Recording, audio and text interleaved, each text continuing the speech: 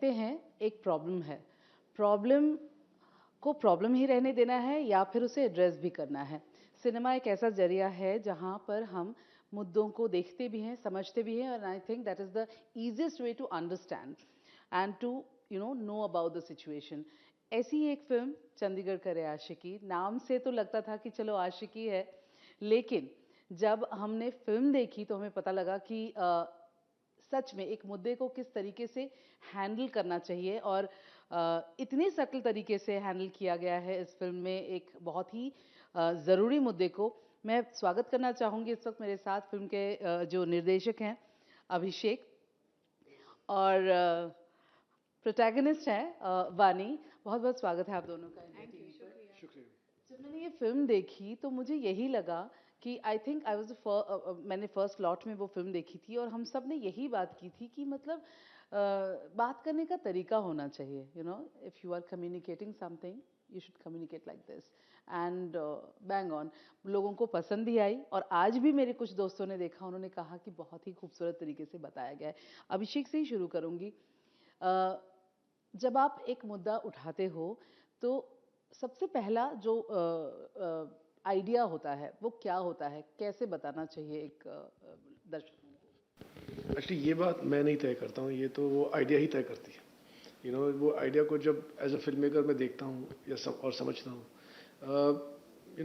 एक नई चीज़ है मेरे लिए। मैंने इस पर्टिकुलर मुद्दे को पहले कभी हैंडल भी नहीं किया है, तो एक अनलर्निंग का प्रोसेस होता है शुरुआत में, जहाँ आप अपना ज्ञान तो पहले बाहर रखते हो और फिर वो आइडिया से बातें करते हो, और वो आइडिया कहता है कि मुझे ऐसे देखो या वैसे देखो या किस नज़रिए से देखो, और फिर उसका पर्पस क्या होता है।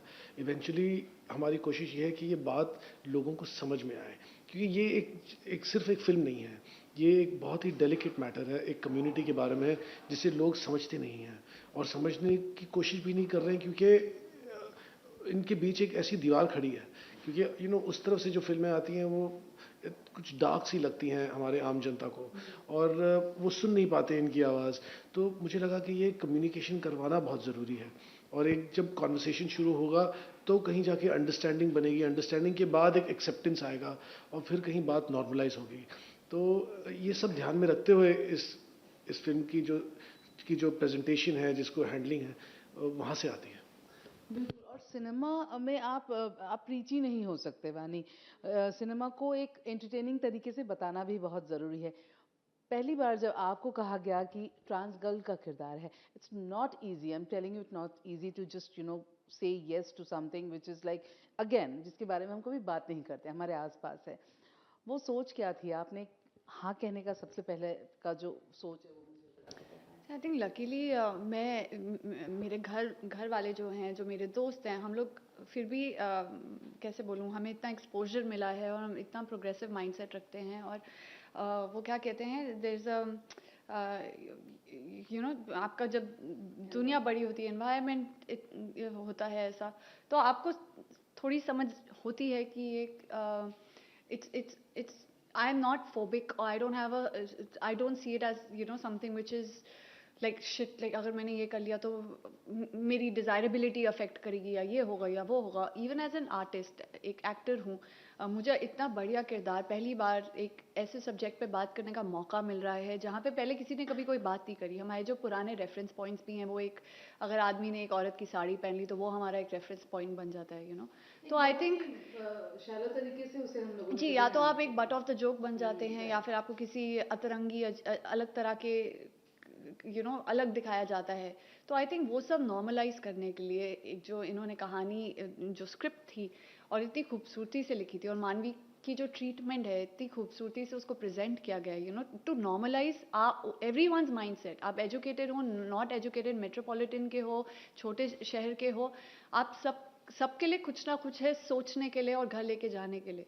तो आई थिंक, और बताया जिस तरह आप बोल रहे, बहुत ही एंटरटेनमेंट तरीके से गया है, ताकि हर इंसान वो एक होता है ना, गैप ब्रिज करना मासेस और क्लासेस या प्रोग्रेसिव रिग्रेसिव हर तरह के लोगों के लिए, आई थिंक इससे अच्छा प्लेटफॉर्म मेरे लिए नहीं था to associate myself to something For like an actor, it's a fabulous thing. I mean, acting. it's a wonderful opportunity for me to associate to something like this because I feel I take pride and privilege in it. पर हाँ ये ज़रूर मैं बोलूँगी कि responsibly करना था उसको लेके मुझे डर लगता था क्योंकि मैं उस कम्युनिटी की नहीं हूँ और शायद एक वो होता है ना कि आप सही तरीके से रिप्रेजेंट कर पाएंगे कि नहीं कर पाएंगे, कहीं आपका सुर गलत चलेगा, आपने जानबूझ के भी नहीं पर यू नो हाउ यू से अनइंटेंशनली आपने कुछ ऐसा कर दिया विच डजंट स्ट्राइक अ कॉर्ड और कनेक्शन टूट जाता है.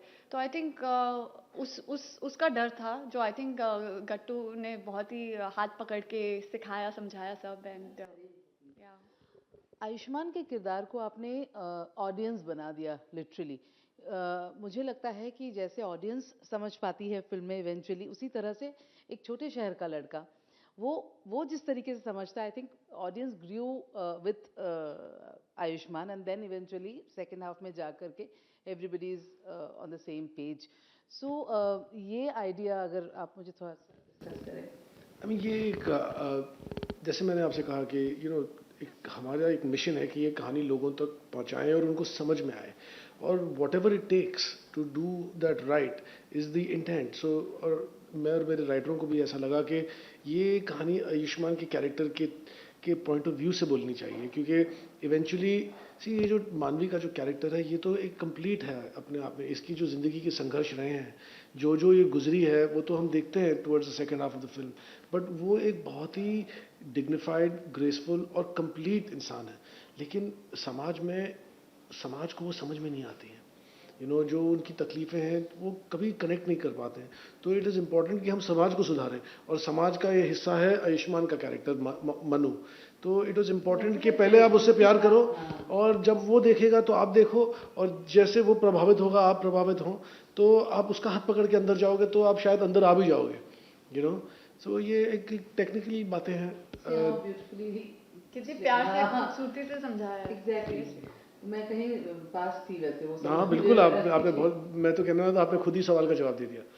मुझे ऐसा लगा when I was watching the film, इसके साथ ही चलना है, then only you will be able to understand. Vaani, जैसा कि आपने कहा कि as an actor this was like a very different, and कहते हैं ना एक एक्टर की ज़िंदगी में कोई ना कोई माइलस्टोन तो आता है.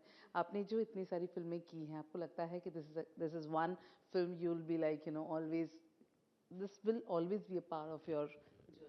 ऑफ कोर्स, अब तो ये मेरी ज़िंदगी का हिस्सा बन चुका है ऐसी कहानी. आई थिंक मैं वैसे भी बहुत इमोशनल हूँ एज ए ह्यूमन बीइंग, क्योंकि आप इतना टाइम देते हैं लगातार एक कैरेक्टर को और एक फिल्म को, तो आप एक इमोशनल अटैचमेंट भी हो जाती है आपको.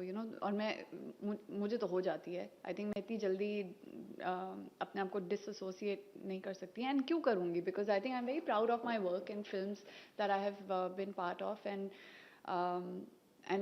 बहुत ही खूबसूरत फिल्म बनी है चंडीगढ़ करे आशिकी, और ऐसे मौके भी लाइफ में आई थिंक बहुत कम मिलते हैं एक एक्टर को, स्पेशली एक फीमेल एक्टर को, जहाँ पे आपको इतने खूबसूरती से flashed out with so much meaning and soul आपको एक किरदार निभाने को मिलता है.